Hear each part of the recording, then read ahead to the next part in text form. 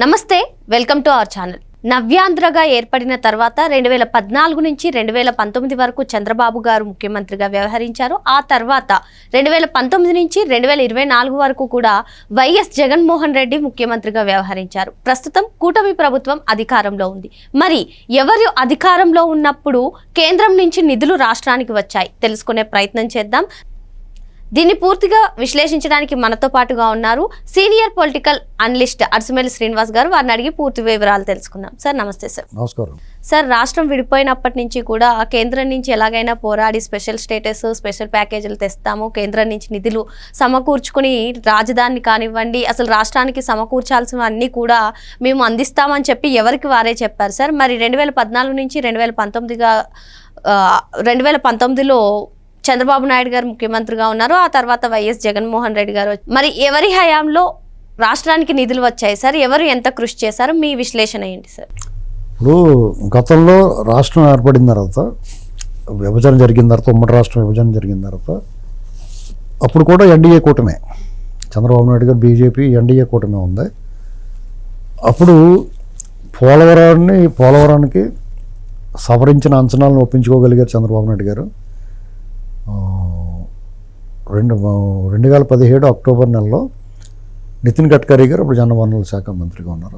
వారి ద్వారా సవరించిన అంచనాలు అంటే ప్యాకేజీ, ఆర్ఆర్ ప్యాకేజు, తర్వాత పోలవరం పూర్తి స్థాయిలో 54 కోట్లకి ఒప్పించుకున్నారు. 70% వరకు పూర్తి చేశారు. అలాగే అమరావతి విషయంలో కూడా మొదట్లో బాగానే ఉంది, కానీ తర్వాత కేంద్రం నుంచి సహకారం కొద్దిగా కొరబడింది. అంటే రకరకాల కారణాలు, రాజకీయ కారణాల వల్ల చంద్రబాబు నాయుడు గారు ప్రత్యేక హోదా అని, లేకపోతే ఇలా స్పెషల్ ప్యాకేజీ, ఇలాంటి ఒక డిస్ప్యూట్ క్రియేట్ అయ్యి కొంచెం గ్యాప్ వచ్చేసింది వాళ్ళకి. అది రాష్ట్రం మీద చూపించేసింది ప్రభావం.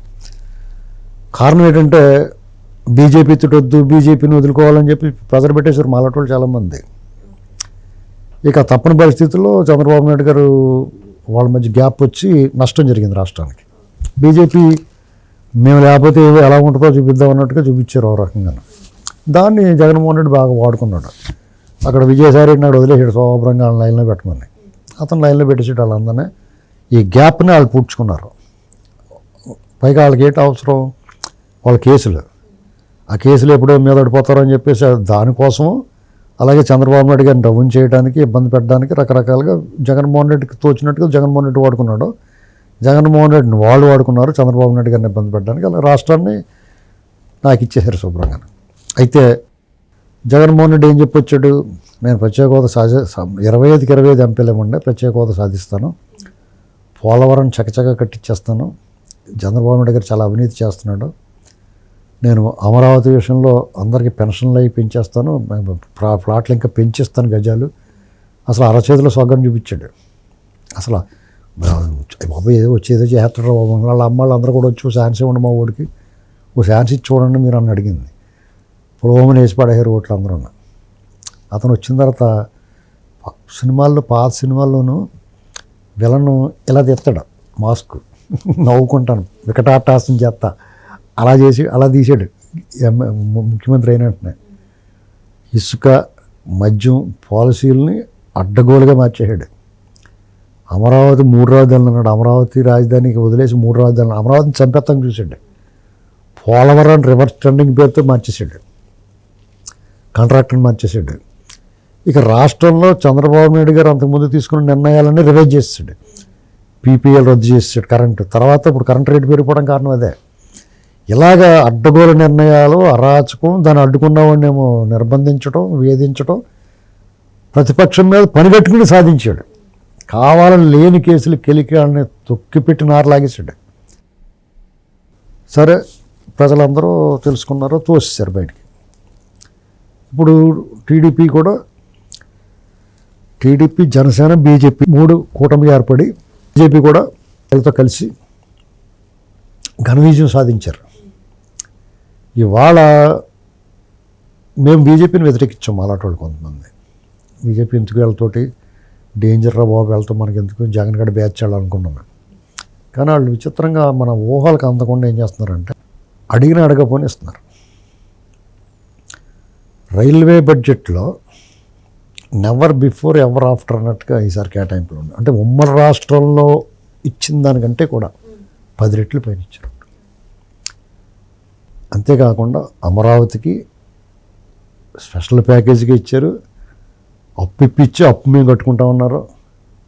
పోలవరానికి రిలీజ్ చేశారు, అంతకుముందు చేసిన దానికి రిలీజ్ చేశారు.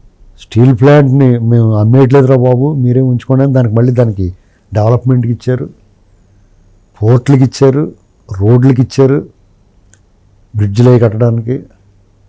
ఇలాగా చాలా అసలు ఆశ్చర్యం వేసేలాగా అనమాట నిధులు బడ్జెట్లో కేటాయించారు, విడిగా కూడా హెల్ప్ చేస్తున్నారు. ఇప్పుడు దీనివల్ల ఏమవుద్దంటే ఆంధ్రప్రదేశ్లో కానీ ఎకనామిక్ యాక్టివిటీ పెరుగుద్దండి. అంటే ఇన్ని వేల కోట్లు అక్కడ ఖర్చు అవుతుంటే ఎన్ని లక్షల పని గంటలు పెరుగుతాయి, ఎంతమంది అవసరం ఉపాధి దొరుకుద్ది. వాళ్ళు ఆంధ్రప్రదేశ్లో వాళ్ళు అవుతారు, వేరే రాష్ట్రాల నుంచి వచ్చిన వాళ్ళు కూడా ఉంటారు. వాళ్ళు ఏమైనా మన దేశం వాళ్ళే కదా, ఎక్కడి నుంచో ఇంకో గ్రహం నుంచి ఏమైనా రారు కదా. దానివల్ల ఏమవుద్దంటే ప్రజలందరికీ ఒక పాజిటివ్ ఫీలింగ్ ఉంటుంది, మీకు చేతి నిండా పని ఉంటుంది. మీరు ఉద్యోగం చేస్తూ ఉంటారు, పొద్దున్నే వెళ్ళి అందంగా మీ ఉద్యోగం చేసుకుని ఎలా ఈరోజు డబ్బులు వస్తాయి, మంచి పౌడర్ డబ్బా గట్ట కొనుక్కుని అందంగా మొగాన్ని రాసుకుంటారు కదా, సంతోషంగా ఉంటారు కదా. సినిమాకి వెళ్ళాలంటే సినిమాకి వెళ్తారు, ఏం కావాలంటే అది కొనుక్కుని తింటారు, టపాల్మని ఫోన్ ఆర్డర్ ఇచ్చేసి పలావ్ గట్ట తెప్పించి తినేస్తారు, అవునా కదా, సంతోషంగా ఉంటారు. అలాగే ప్రజలు కూడా వాళ్ళ చేతి నిండా పని, డబ్బు, హాయిగా ఒక యాక్టివిటీ నడుపుతూ ఉంటుంది అక్కడ. మీతో పాటు మీ పక్కోళ్ళు కూడా సంతోషంగా ఉంటారు. నువ్వు ఒక్కడే బాగుండి ఉంటే పక్కడు ఏడుతాడు, ఆ ఏడుపులు ఉండవు, ఆడుతాయి ఇక్కడ తగ్గట్టుగా ఆడిపోయిన ఉంటుంది. ఇసుక వల్ల ఇసుక ఫ్రీ అయిపోయింది, దానివల్ల నిర్మాణ రంగం పుంజుకుంటుంది. నిర్మాణ రంగం పుంజుకుందాం, కన్స్ట్రక్షన్స్ పెరిగినాయి అనుకోండి, ఎలక్ట్రీషియన్స్, తాపీ మేస్త్రులు, సిమెంటు, ఐరన్, ఎలక్ట్రికల్, పెయింట్స్, ఇలా రకరకాలుగా వివిధ వర్గాలకు పని దొరుకుతూ ఉంటుంది. వాళ్ళు చేతి నిండా పని హాయిగా పని చేసుకుంటూ ఉంటారు. ఇంకో పక్కనే అమరావతిలో వర్క్ కన్స్ట్రక్షన్ జరుగుతూ ఉంటుంది, వేలాది మంది కార్మికులు తిరుగుతూ ఉంటారు అక్కడ. ఆ చుట్టుపక్కల పచ్చిమిరకాయ బజ్జీలు వేసుకునే పని కూడా బాగుంటుంది. 15 కేజీలు వేసేసుకుంటూ ఉంటారు పచ్చిమిరకాయ బజ్జీలు. ఇలాగ మీకు 1-2 కాదండి, అంటే పోలవరం అది ఎలాగ 2 ఏళ్ళకి పూర్తవుద్ది. అది ఎప్పుడైతే పూర్తయిందో మీకు కరెంటు హైడల్ ప్రాజెక్టు దానివల్ల విద్యుత్ ఛార్జీలు తగ్గడం మొదలెడుతుంది. వైజాగ్ అనేటువంటిది స్టీల్ ప్లాంట్లో అది యాక్టివిటీస్ పెరుగుతాయి, దానివల్ల జిఎస్టీ వస్తూ ఉంటుంది. మీకు అనకాపల్లిలో మళ్ళీ స్టీల్ ఫ్యాక్టరీ వస్తుంది, దానివల్ల ఎంతమంది పని దొరుకుద్ది, కన్స్ట్రక్షను, ట్రాన్స్పోర్టు, ఇలా రకరకాల జనాలకు అక్కడ వచ్చి లాంచ్ అవుతారు. అక్కడే అనేక పరిశ్రమలు వస్తున్నాయి. వైజాగ్నేమో వీళ్ళు సాఫ్ట్వేర్ హబ్ కింద మార్చేస్తున్నారు. అక్కడ ఏకంగా ఇన్ఫోసిస్ లాంటి, అమెజాన్, ఇన్ఫోసిస్ ఇవన్నీ వచ్చేస్తే అక్కడ వేలాది మంది ఎంప్లాయీస్ దిగేస్తారు. వాళ్ళందరి వల్ల అక్కడ వాళ్ళు ఖర్చు పెడతారు, వాళ్ళు ఆదాయం పెరుగుద్ది. దాదాపు 80,000 కోట్లు అక్కడ ఖర్చు పెట్టినప్పుడు 10-12 వేల కోట్లు జిఎస్టీ వచ్చేది రాష్ట్రానికి ఆదాయం. రాష్ట్రానికి ఎప్పుడైతే ఆదాయం వచ్చిందో వాళ్ళు ఇది ఏదైతే ఉన్నాయో స్కీములు అన్న వాటికి తొడుగుకోకుండా ఇచ్చేయగలుగుతారు. అప్పుడు జనాలకి వాళ్ళక పెన్షన్లా సక్రమంగా అందిస్తాయి, ఎంప్లాయీస్గా జీతాలు టైంకి వచ్చేస్తూ ఉంటాయి. వాళ్ళకి చేద్దామన్న హామీలు మీకు టీఏలు పెంచుతుంటే ఈఏలు పెంచుతుంది ఇలాంటివన్నీ చేయగలుగుతారు. ఏంటండి ఇలాంటి సంక్షేమం చేసి ఒక పక్కన అభివృద్ధి కనిపిస్తా, పిల్లలకు ఉద్యోగం దొరుకుతా, ఇవన్నీ ఉన్నప్పుడు వాతావరణం ఎంత బాగుంటుంది ఎవరికన్నా. ఇంకా దయ్యాన్ని కోరుకుంటాడు ఎవడన్నానే. స్పెషల్ ప్యాకేజ్ తీసుకొస్తామని చెప్పి 2019లో ఎన్నికల ముందు చెప్పిన జగన్మోహన్ రెడ్డి మరి ఆ 5 ఏళ్ళలో కూడా ఎటువంటి నిధులు తీసుకొచ్చారు రాష్ట్రానికి ఏంటి? ఇప్పుడు ఇంకా స్పెషల్ ప్యాకేజీ, ప్రత్యేక హోదా అని ముగిసిన అధ్యాయం అండి. అవన్నీ మాట్లాడకుండా ఉంటే మంచిది, అర్థమైందా మీకు? నిజంగా స్పెషల్ స్టేటస్ ఇస్తే బాగానే ఉంటుంది. అది రాని దానికోసం లేదా వాళ్ళు ఇవ్వదలుచుకున్నప్పుడు లేదా వాళ్ళు ఏదో ఏ ఉద్దేశం ఉన్నారు అనవసరం. సరే ఈ తీసుకుని ఆత్మగౌరవం ఈ పోరాటాలంటే తల నూనె రాకుండా తల ఎండిపోయి, కళ్ళు నీళ్ళు ఇంకిపోయి, మొఖాలన్నీ ముడిసిపోయి ఉంటాయి. యుద్ధం ఎన్నాళ్ళు చేస్తారు? అసలే ఊపిరాడకుండా అయిపోతే రాష్ట్రం, అసలే పసిబిడ్డ, దాన్ని గొంతు నొక్కేసాడు జగన్మోహన్ రెడ్డి వచ్చి, ఊపిరాడకుండా చేసేసాడు, చిత్రవద చేసేసాడు.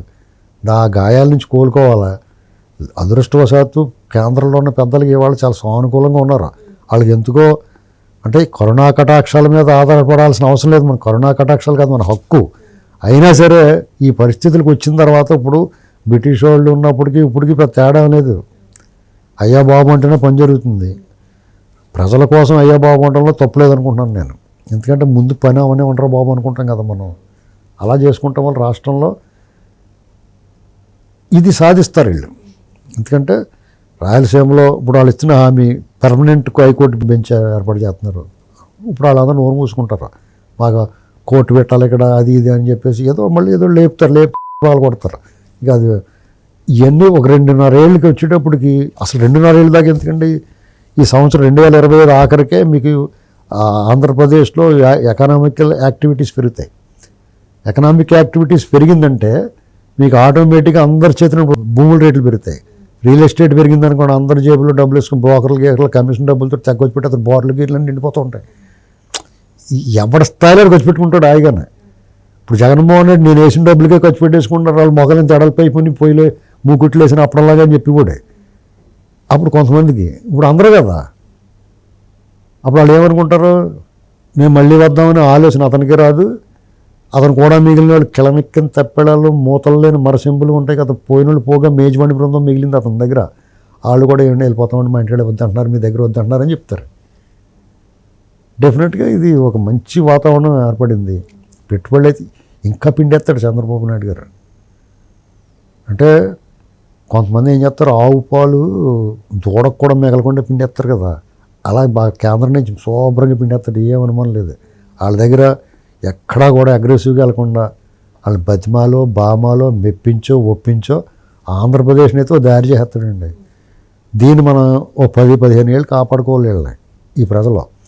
మధ్యలో మళ్ళీ ఎకారం వచ్చి అన్ని కాళ్ళు ఆర్జాపుకుని పడుకున్నాం అంత బాగానే ఉంది కదా అని చెప్పి ఎవరో వాళ్ళు వచ్చి నిన్న మొహం ఆ ఫోటో చూసి నవ్వుతున్నాడు, ఎరు నవ్వులు నవ్వుతున్నాడు, పిచ్చి నవ్వులు, కారులో కూర్చొని నవ్వుతుంటే ఇది ఇడ్రలో నవ్వుతున్నాడు అనుకున్నాను నేను. అవన్నీ చూపించి మళ్ళీ ఓట్లు అడిగారు, ఇంకా మళ్ళీ అతను వంగు చూశారంటే మళ్ళీ అవుట్. నేనేమనుకున్నానంటే ఇంకా అతనికి దారి లేదు, వెళ్తే జైల్లోకి వెళ్ళిపోతాడు, అది దేశం విడిచిపెట్టి వారిపోతాడు. ఉన్నవాళ్ళు కూడా వదిలేసిపోతున్నారు.